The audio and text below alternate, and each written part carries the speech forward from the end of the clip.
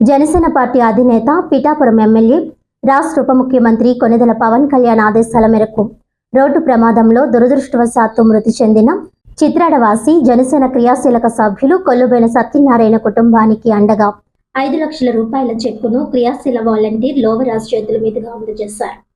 అనంతరం అదే గ్రామంలో క్యాన్సర్తో బాధపడుతున్న రెడ్డి నాగమణి వైద్య ఖర్చుల నిమిత్తం 2 లక్షల రూపాయలు సీఎంఆర్ఎఫ్ చెక్కును వాలంటరీ చేతుల మీదుగా కాకినాడ జిల్లా జనసేన పార్టీ అధ్యక్షులు తుమ్మల రామస్వామి, మర్రెడ్డి శ్రీనివాసరావు, పిఠాపురం మాజీ ఎమ్మెల్యే పెండెం దొరబాబు, జనసేన పార్టీ నాయకులు, జన సైనికులు, వీర మహిళలు అందజేశారు.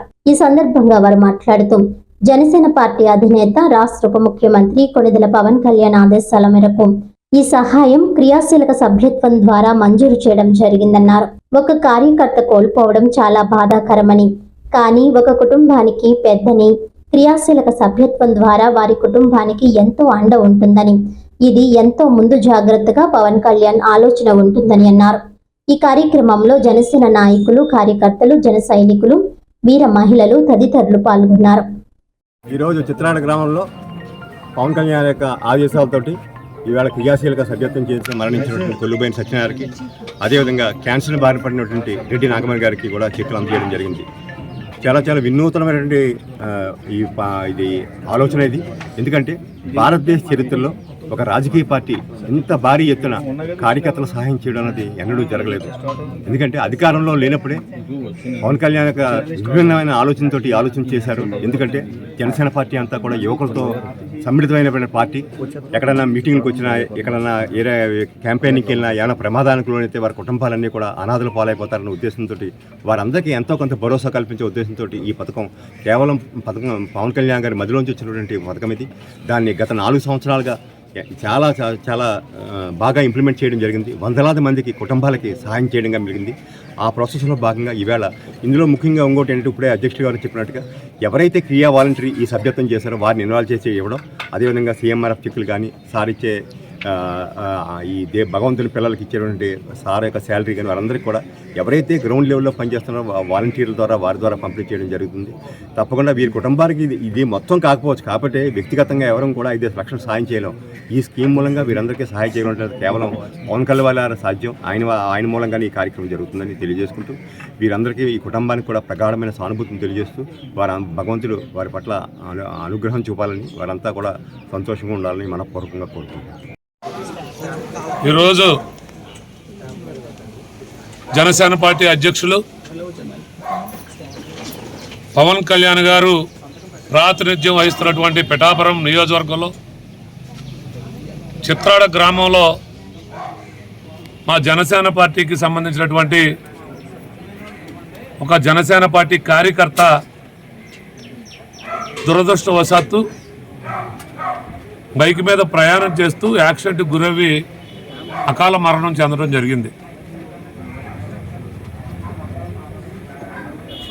ఈ అకాల మరణం చెందినటువంటి కుటుంబానికి అండగా ఉండాలని ఈరోజు ఏదైతే పవన్ కళ్యాణ్ గారు ముందు చూపుతో చేసినటువంటి ఇన్సూరెన్స్ పథకం ఏదైతే ఉందో, ఏ కార్యకర్త ఇటువంటి పరిస్థితులు ఎదుర్కొన్నా వారి కుటుంబానికి కొద్దిగా చేదోడు వాదోడుగా ఉండటం కోసం ఆ కష్ట సమయంలో ఎంతో కొంత అండగా ఉండాలనే ఉద్దేశంతో ముందు చూపుతో ఒక ఇన్సూరెన్స్ కార్యక్రమాన్ని తీసుకోవటం.